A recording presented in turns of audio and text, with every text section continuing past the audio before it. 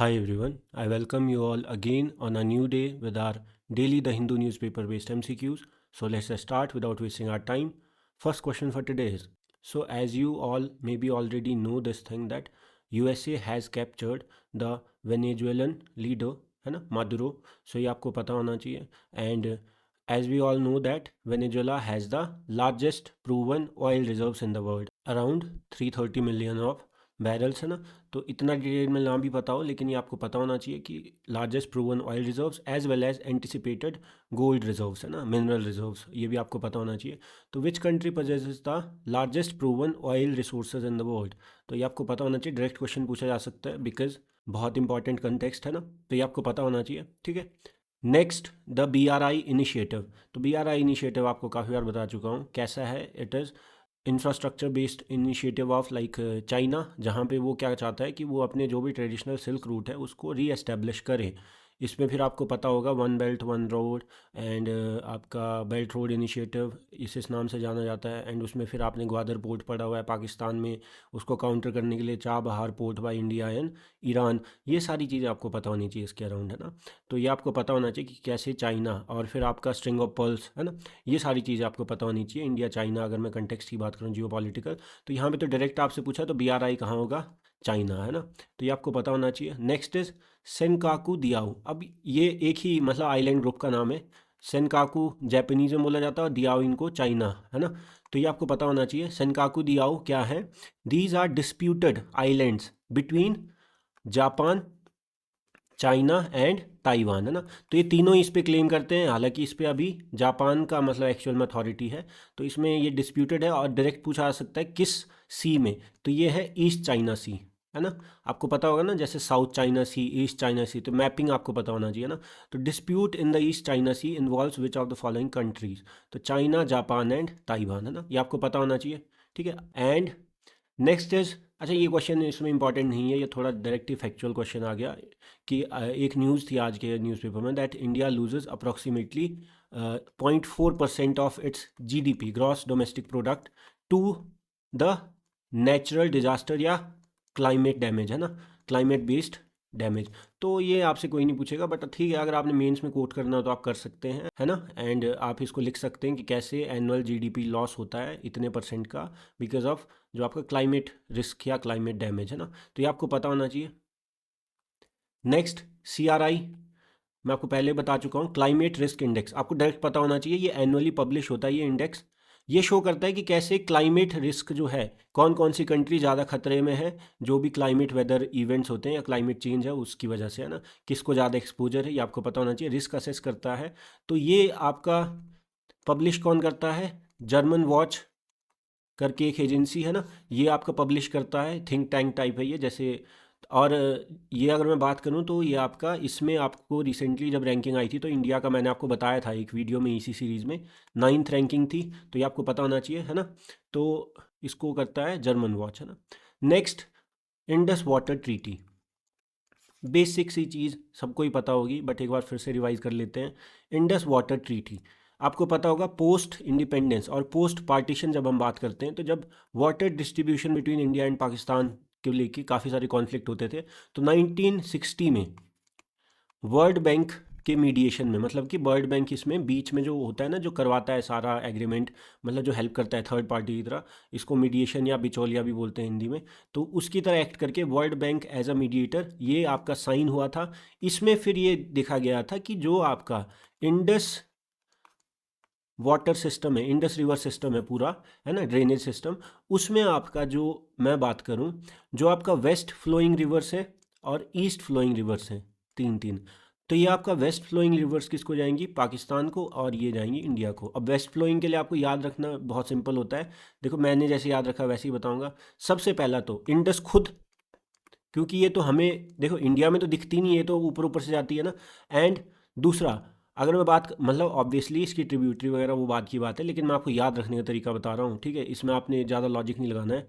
Next is Jhelum, ऊपर ऊपर से जाती है कश्मीर से होते हुए, पता है आपको, जम्मू में है ना, जम्मू तवी, ये आपको पता होना चाहिए है ना. एंड आपका अगर मैं बात करूँ तीसरी रिवर होती है चिनाब रिवर। चिनाब रिवर भी आपने मतलब सुनी तो होगी नहीं, ये आपका जैसे लाहौल से होते हुए आपका पांगी वैली से होते हुए आगे किश्तवाड़ होते हुए ये आपका एंटर करती है ना, तो ये भी आपको पता होगा। तो ये क्योंकि आपने डे टू डे लाइफ में मोस्ट प्रोबेबली नहीं सुनी होंगी, तो यही रिवर्स हैं जिनका वाटर जो है पाकिस्तान को दिया जाता है और जो हमारी मतलब पंजाब तक पहुंच जाती हैं, जैसे आपका ब्यास, रावी, सतलुज, ये तीन रिवर्स आपकी जो मतलब जो भी मतलब कि बाद में आपका इंडिया में फ़्लो करती हैं, तो इनका पानी को जो है वो इंडिया के लिए है। इसका मतलब क्या हुआ कि ये पानी क्या यूज़ ही नहीं कर पाएंगे, क्या यूज़ कर पाएंगे, लेकिन उसका कुछ जैसे मान लो जो चिनाब रिवर के आसपास लोग हैं वो यूज़ तो करते ही होंगे, लेकिन इस पर कोई आप डैम नहीं बना सकते, पानी नहीं रोक सकते, या इस पर कोई आप इकोनॉमिक एक्टिविटी लार्ज स्केल पे नहीं कर सकते। तो इस पर एक डिस्ट्रीब्यूट आपने सुना भी होगा, है ना, सलाल। ये मैंने आपको बताया था सलाल रिजर्वायर, जो कि आपका चिनाब रिवर पे है ना, जम्मू के रियासी डिस्ट्रिक्ट में, जो कि एक तरह से क्या है, इस इंडस वाटर ट्रीटी से लेके कंट्रोवर्सी क्रिएट करता है, बिकॉज ये चिनाब रिवर पे बन रहा है और चिनाब रिवर का पानी तो पाकिस्तान में जाना चाहिए। इस पे ये रिजर्वायर अगर बन रहा है पानी रोकने के लिए और मतलब जो भी इकोनॉमिक आस्पेक्ट से, तो ये आपका कहीं ना कहीं फिर आपका इंपॉर्टेंट हो जाता है, आपको पता होना चाहिए, डायरेक्ट पूछा जा सकता है। तो IWT was signed in 1960, mediator था वर्ल्ड बैंक, है ना। नेक्स्ट इज IWT में which rivers of the Indus system was allocated to India, तो अभी बताया ब्यास, रावी, सतलुज, है ना। नेक्स्ट सलाल, सलाल रिजर्वायर किस पे है, चिनाब रिवर पे, जम्मू के रियासी डिस्ट्रिक्ट में, है ना।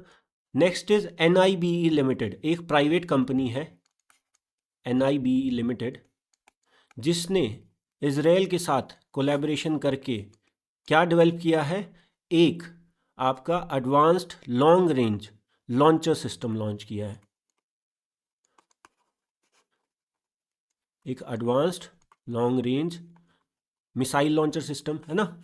इससे क्या होगा, इसमें खास बात क्या है, पहली बात तो इसमें एक तो आपका लॉन्ग रेंज है ना, और इसका नाम क्या है, सूर्यास्त्रा, ये भी आपको पता होना चाहिए। सूर्यास्त्रा पूछ सकते हैं कि NIB, या तो कंपनी का नाम पूछ लें या पूछ लें किसके साथ कोलैबोरेशन में बना है और क्या बना है। तो ये मिसाइल लॉन्चर है, एडवांस्ड लॉन्ग रेंज है। लॉन्ग रेंज कितनी रेंज है इसकी, स्ट्राइक कैपेबिलिटी अराउंड 150 से 300 किलोमीटर की है, तो काफ़ी लॉन्ग रेंज है ना। तो आप बैठे बैठे काफ़ी जगह आप अटैक कर सकते हैं, मतलब अपने जो डिफेंस सेगमेंट की बात करूँ। एंड इसकी दूसरी खास बात क्या है, it is India's first made in India, है ना, universal multi calibre rocket system, है ना, रॉकेट लॉन्चिंग सिस्टम। अगर मैं बात करूं मल्टी कैलिबर क्या होता है, मल्टी कैलिबर मतलब कि आप एक साथ काफ़ी सारी मिसाइल्स इसमें से लॉन्च करवा सकते हैं, एक टाइम पे एक नहीं, आप एक टाइम पे इसमें काफ़ी सारी फिट करके एक साथ उनको लॉन्च कर सकते हैं, है ना। और ये आपका अगर मैं बात करूँ तो सरफेस टू सरफेस, है ना। अगर मैं मिसाइल सिस्टम की बात करूँ, आपने पढ़े भी होंगे कितने तरह के मिसाइल सिस्टम होते हैं, तो ये आपको पता होना चाहिए। तो NIBE limited in collaboration with Israel is supplying which defence system, long range rocket launcher Suryastra, है ना, ये आपको पता होना चाहिए। Next, Suryastra system is significant because it is India's first made in India universal multi calibre rocket with high range of 150 to 300। Next is Pragati, ये तो आपको पता ही होगा, ये आपने पढ़ा ही होगा। गवर्नेंस, अगर मैं बात करूँ गवर्नेंस का टॉपिक काफ़ी सिंपल सा टॉपिक है, देखो। और इसकी अगर मैं फुल फॉर्म की बात करूँ तो P से आता है, PR से आता है एक्टिव, प्रोएक्टिव, G से गवर्नेंस, एंड T से टाइमली, I से implementation. Pro active governance and timely implementation. Pro active मतलब कि एक तरह से जो ढीले ढाले नहीं बैठे हुए हैं, गवर्नेंस अच्छे से करेंगे। गवर्नेंस मतलब कि कैसे सिस्टम को मैनेज करना और किस तरह से जो प्रोजेक्ट हैं या प्रोग्राम्स हैं उनको इम्प्लीमेंट करना, उनको मॉनिटर करना, उनको जल्द से जल्द कंप्लीट करना। तो एक प्रो एक्टिव स्टैंस है ना गवर्नेंस का। एंड दूसरी बात क्या है, टाइमली इम्प्लीमेंटेशन। प्रोजेक्ट अगर कोई बनाने को बोला है तो उस प्रोजेक्ट को डिले ना करें, और खासकर अगर वो इंपॉर्टेंस का प्रोजेक्ट है, नेशनल इंपॉर्टेंस का, तो उसमें तो बिल्कुल भी ना। तो प्रगति क्या है, एक तरह का गवर्नेंस में आप एग्जांपल साइट कर सकते हैं मेंस में कि प्रगति क्या प्रोवाइड करता है। It is form of e governance, है ना, डिजिटल गवर्नेंस, जहाँ पे आप क्या करते हैं, मॉनिटर करते हैं, और आप ग्रीवेंस जो होती हैं, जो भी आपका मैं बात करूँ, ग्रीवेंस को रिड्रेस करते हैं, और आप प्रोग्राम को इम्प्लीमेंटेशन जो है उसको मॉनिटर करते हैं, उसको देखते हैं और रियल टाइम में उसका रिव्यू करते हैं, है ना। इसमें आप क्या होता है कि PMO मीटिंग करते हैं, आपका सारे स्टेट के जो CS होते हैं, सेक्रेटरीज वगैरह, है ना, और इससे हमें पता चलता है कि कैसे आप एक्टिवली गवर्नेंस करके आप प्रोजेक्ट्स को इंश्योर करते हैं कि वो टाइमली बने और टाइमली स्कीम्स और प्रोग्राम्स इंप्लीमेंट हो पाए, है ना। तो ये आपको पता होना चाहिए। Pragati stands for proactive governance and timely implementation. Pragati is best described as a centralised ICT, information and communication technology, है ना, मतलब कि digital enabled platform for monitoring the national projects, है ना। तो गवर्नेंस में आप एग्जांपल कोट कर सकते हैं, ये बहुत अच्छा एग्जांपल है। नेक्स्ट इज द बाबल मंडप स्ट्रीट। तो अब बात करता हूँ मैपिंग की, है ना। मैपिंग के कुछ अच्छे क्वेश्चन देखो, आपने अगर मैं बात करूँ मिडल ईस्ट और अफ्रीका के आसपास, तो आपने ये ऐसा कुछ मैप देखा होगा, है ना। मतलब ऐसा कुछ देखो, मैं स्क्यू मैप बना रहा हूँ, आपने इसमें जज नहीं करना है। कुछ ऐसा सब मैप देखा होगा आपने, है ना। तो यहाँ पे क्या होता है, देखो आपने कई बार देखो, जैसे ये रेड सी है, ठीक है, और मैं बात करूँ तो यहाँ पे आपका अफ्रीका होता है, फिर ये थोड़ा ना यहाँ पे होगा, यहाँ से होगा, बिकॉज यहाँ पे एक स्ट्रेट आती है, फिर आपका यहाँ पे ये ऐसे, ठीक है।